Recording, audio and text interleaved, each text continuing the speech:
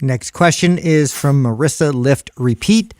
What is going to be the next big worthwhile shift in fitness? Oh, good question. You know what? It's funny. Since I've been doing all these interviews for the book, I've been interviewed now by several doctors. In fact, yesterday, I was interviewed by the author of Wheat Belly. Are you guys familiar with that book, Wheat Belly? It was like a bestseller. Right? I didn't read it, but I'm familiar with it. Right. So, and he has a group where people pay to listen to speakers. So in this group, I don't know how many hundreds of people were in there, and I'm talking about resistance training. He's been communicating this exact message and he was a cardiologist. He's been communicating the exact same message now for the past couple of years. And him and I got talking, and he says, Sal, he goes, the research around strength training or resistance training just didn't exist a couple decades ago. I've talked about this before on the show. He said more recently, research is coming out where they're studying resistance training and they're looking at it for longevity purposes. How does it affect brain health? How does it affect heart health? How does it affect visceral body fat and diabetes? And he goes, the research coming out is crazy. I think the next big thing, and this is what I bet on when I wrote that book, is going to be strength training. Now, not in the fitness space. We've all known this for a long time. But I think the medical community now is starting to come to it and start to push it. I think over the next 10 years, we're going to see... In terms of prescribing it? Yeah, I think over the next 10 years, we're going to see strength training be a thing that everybody talks about, the average person. So that's what I would predict is the next that'd be great. kind of big thing. Yeah, it's a little more general than the way I was thinking. I was thinking a little more specific. I think that glucose monitors are going to become way more popular.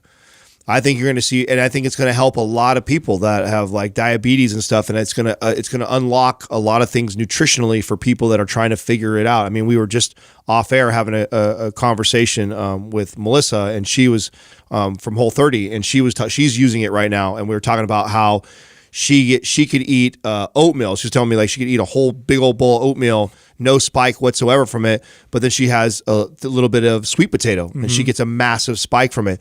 So I think there's such an individual variance in how people react to certain foods. And I think for the most part, we are very clueless to that. And I think that is going to unlock a lot of potential nutrition. I could get behind that. I find it so valuable to get more accurate information that pertains to the individual.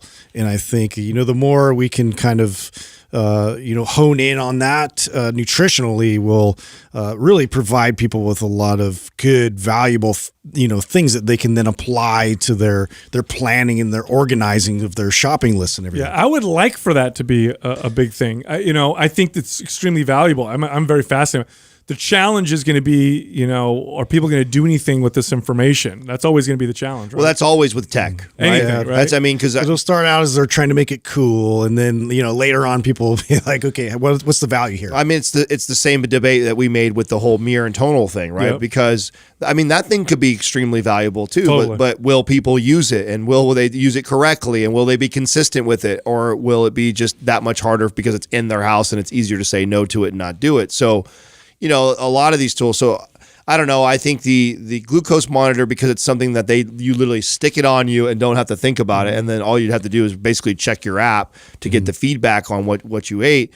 To me, that's going to help a lot of people out. And I'm interested to see where that goes. I think too. And I think that this was starting to become a trend before the pandemic and everything else, like where we saw like unique little gyms that were popping up that were just recovery based.